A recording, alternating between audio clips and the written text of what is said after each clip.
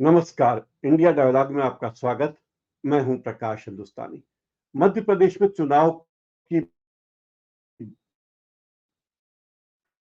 का माहौल गर्माता जा रहा है। रोज नए-नए मुद्दे उठ रहे हैं। प्रधानमंत्री नरेंद्र 11 बार मध्य प्रदेश आए, आज भी वे मध्य प्रदेश आए।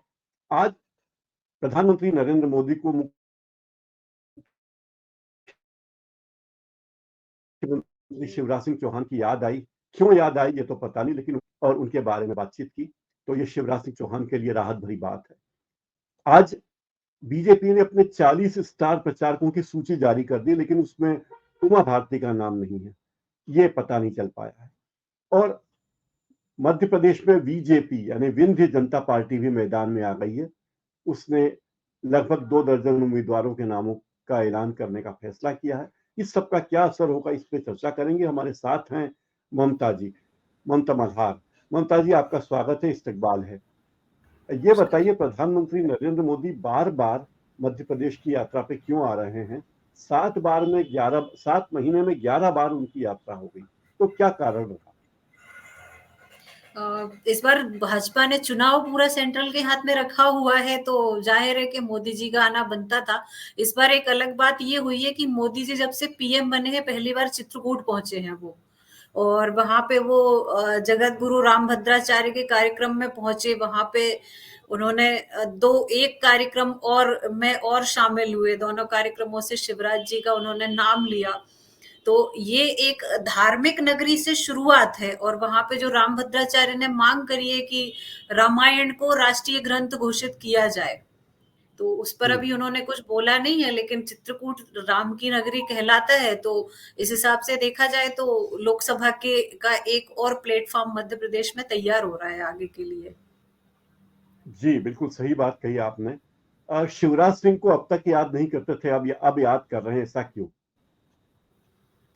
अ, आज के 3 महीने पहले हम लोगों ने एक चर्चा करी थी कि शिवराज जरूरी या मजबूरी।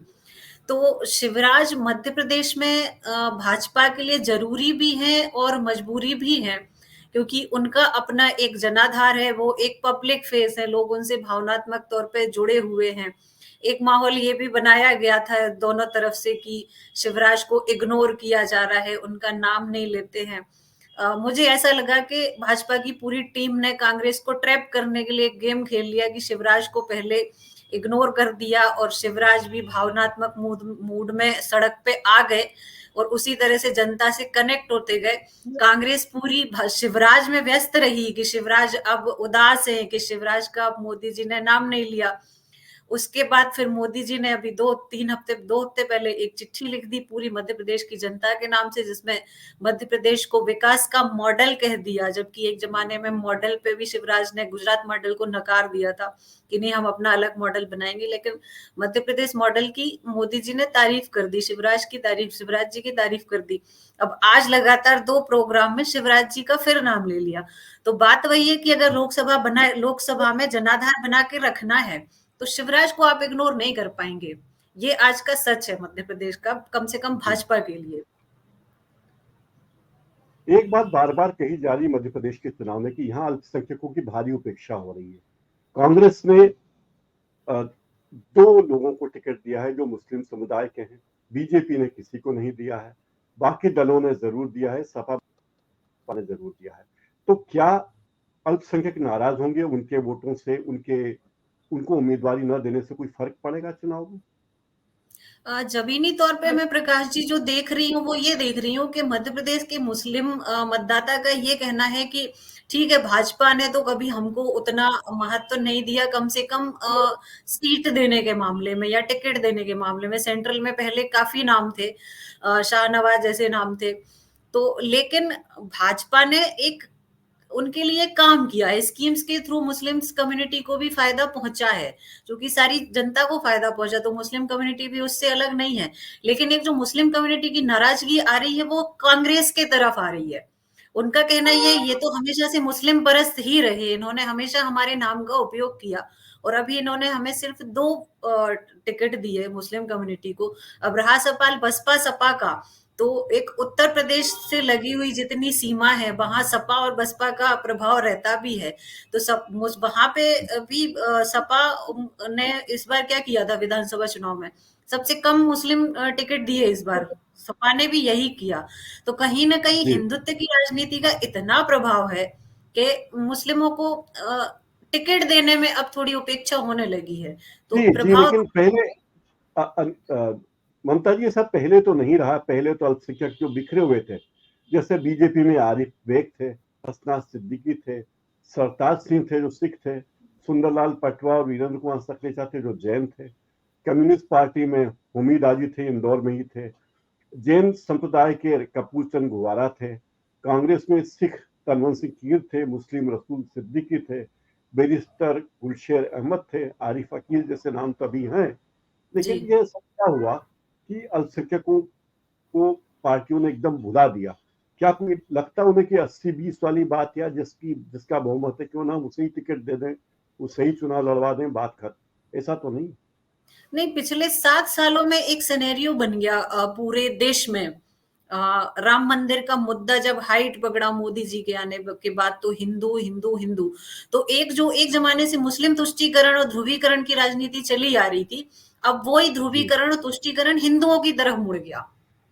ये हुआ इसमें। हाँ, बिल्कुल। उसमें उसमें क्या हुआ कि फिर पार्टियों को ये लगने लगा अगर इधर हम ज्यादा देंगे तो शायद मतदाता नाराज हो जाएगा, लेकिन उधर से पीछे से एक काम ये भी हो रहा था कि सारी स्कीम्स का फायदा भी हर जगह पहुंच रहा था, चाहे आवास योजना हो या जैसे कि प्रधानमंत्री बार बार कहते हैं कि हमने राशन पहुंचाया 80 करोड़ घरों में, जितना भी है जो भी है। जी तो ये जी, सब चीजें बहुत प्रभाव डालती हैं, और उत्तर प्रदेश से इसके फीडबैक बहुत अलग अलग तरीके से आते हैं। जी एक और बात ममता जी, अ, इंडिया गठबंधन मध्य प्रदेश में है या नहीं, बचेगा या नहीं पता नहीं, क्योंकि यहाँ तो सब पार्टियां अपनी अपनी ढपली बजा रही हैं। जी देखिए, जेडीयू ने 10 सीटों पर उम्मीदवार खड़े कर दिए, समाजवादी पार्टी ने 45 सीटों पे उम्मीदवार खड़े करने का ऐलान किया है, एक स्थानीय पार्टी और आ ही गई है, आम आदमी पार्टी मैदान में है ही, बीजेपी सत्ता में है, जयस अपने अपने झंडे गाड़ने की कोशिश कर रही है। अच्छा, शिवपुरी के पिछोर में, छतरपुर के राजनगर में, कटनी के विजय राघवगढ़ में, छांदला सीट पर, पेटलावद में, इन सब जगहों पर जेडीयू ने अपने उम्मीदवार खड़े कर दिए। तो सवाल ये कि इतने उम्मीदवार आने से क्या होगा। एक और बात है कि नरेंद्र सिंह तोमर को त्रिकोणीय मुकाबले में संघर्ष करना पड़ रहा है। उनकी टक्कर है 2018 के चुनाव में जीतने वाले विधायक से और जी 2013 के चुनाव में जीतने वाले विधायक से। तो उन्हें परेशानी है, चुनौती है। वोटों का ध्रुवीकरण जो हो रहा है अलग अलग जगह, कहीं जेडीयू के पक्ष में, कहीं बीएसपी के पक्ष में, कहीं, तो इसमें कांग्रेस को फायदा होगा या नुकसान होगा, क्या लगता है आपको? देखिए, मध्य प्रदेश की दो प्रमुख पार्टियां हैं, भाजपा और कांग्रेस।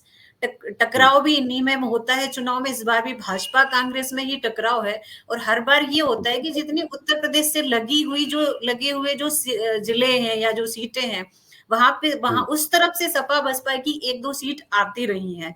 अब रहा सवाल कि नरेंद्र तोमर जी को त्रिस्तरीय उस पे लड़ना पड़ेगा, जूझना पड़ेगा। तो हर जगह से आप ये मान के चलिए कि सागर में ही कम से कम 3-4 अलग उतर चुके हैं, निर्दलीय भी उतरे हैं लोग, दो तो पत्रकार ही कूद चुके हैं, एक तो भाजपा छोड़ के आप में चले गए थे वो आ गए, फिर सुधीर जी यादव ने भी आप ज्वाइन कर ली। तो ये इससे कांग्रेस को नुकसान होगा, क्योंकि वोट जितने कटेंगे वो कांग्रेस के कटेंगे, ये बीजेपी के फेवर में जाएगा। बस ये होगा कि अब जीत का अंतर जो हम अभी 1 महीने पहले से देख रहे थे कि जीत का अंतर कम ज्यादा होगा, जीत का अंतर अब कम हो जाएगा, क्योंकि वोट पूरा डाइवर्ट हो जाएगा, बट जाएगा। जी, आज एमपी में बीजेपी ने अपने स्टार प्रचारकों की लिस्ट जारी कर दी।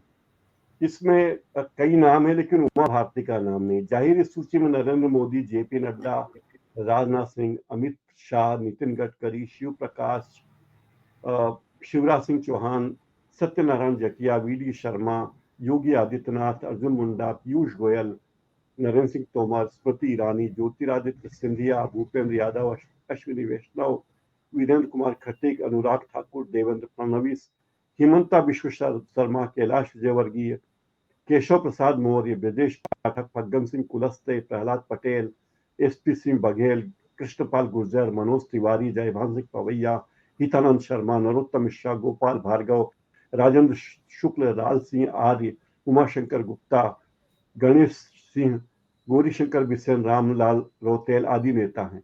अब देखिए कई लोग ऐसे हैं जो संघर्ष कर रहे हैं चुनाव में। प्रहलाद पटेल चुनाव लड़ रहे हैं, फग्गन सिंह कुलस्ते चुनाव लड़ रहे हैं, कैलाश विजयवर्गीय चुनाव लड़ रहे हैं। तो ये अपना चुनाव लड़ेंगे और साथ में पार्टी का डंका भी बजाएंगे, पार्टी का प्रचार भी करेंगे। तो इनकी इनकी मुश्किलें कितनी हो जाएगी इस बार, क्या लगता है आपको, कितनी मुश्किलें इनके लिए? ये तो उनकी प्रैक्टिस पहले से ही शुरू थी। जब प्रहलाद पटेल की जब एंट्री हुई मध्य प्रदेश में, नरेंद्र तोमर जी की एंट्री हुई, तो जब इनके टिकट घोषित हुए थे, उसके बाद से जैसे ही प्रचार शुरू हुआ, तो सबसे पहले तो शिवराज जी ने प्रत्याशियों के पक्ष में प्रचार शुरू किया। फिर धीरे धीरे इन सूची तो अभी घोषित हुई है औपचारिक तौर पे, लेकिन अनौपचारिक तौर पे जैसे सूची आज जारी हुई, लेकिन वीरेंद्र खटीक सागर में पहले ही से शैलेंद्र जैन के साथ प्रचार कर रहे थे। आज वो धार भी गए थे और तोमर जी भी जा रहे हैं, प्रहलाद पटेल भी चारों तरफ घूम रहे हैं। तो ऐसे में अपने क्षेत्र की तरफ कितना ध्यान दे पाएंगे ये थोड़ा कहना मुश्किल है, क्योंकि ये केंद्र के राजनीति में रहे हैं ये लोग। और तोमर जी की सीट से जो एक फीडबैक आता है कि वो यहाँ कम रहे हैं लेकिन ध्यान पूरा देते हैं। तो एक वो जनता का मूड है। नरसिंहपुर में मेरी आज ही बात हुई थी, तो वहां पे मामला 4 सीटों पे 50-50 में हो गया है, जो कि आज के 2 महीने पहले नहीं था। तो प्रहलाद पटेल के जाने से वहां फर्क तो पड़ा है वहां पे, और ये भी निकल के आया बीजेपी का क्या होगा ममता जी, बीजेपी का क्या होगा? बीजेपी बीजेपी नहीं, बीजेपी विंध्य जनता पार्टी, बीजेपी, हाँ, उनका क्या होगा? वो कुछ जीत पाएंगे का सीट या नहीं, खाली वोट काटेंगे? नहीं, नारायण त्रिपाठी अपनी सीट निकाल सकते हैं, लेकिन 10-12 जो और दिए हैं वो सिर्फ वोट काटने वाले हो सकते हैं पूरे। जैसे बाकी 3-4 और बाकी निर्दलीय आ गए हैं, तो एक और वोट कटुआ पार्टी हम उसको कह सकते हैं। लेकिन नारायण त्रिपाठी खुद की सीट निकाल सकते हैं, उनके अपने वोटर हैं। लेकिन उनका जो आना जाना आना रहा है, उससे जनता प्रभावित तो होती है, और इस बार जनता इस नेताओं के इस चरित्र को देख के नाराजगी भी जता रही है।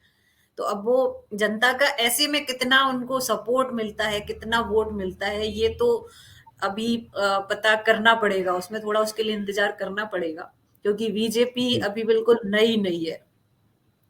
जी, ममता जी बहुत बहुत धन्यवाद, आप हमसे जुड़ी, इस कार्यक्रम में आपने हमसे बातचीत की, आपका शुक्रिया। मित्रों, इस कार्यक्रम में हम मध्य प्रदेश के चुनाव की चर्चा करते हैं। आपको ये कार्यक्रम कैसा लगा जरूर बताएं, हमारे चैनल को लाइक करें, सब्सक्राइब करें और बेल आइकन जरूर दबा दें, ताकि आने वाले कार्यक्रमों की सूचना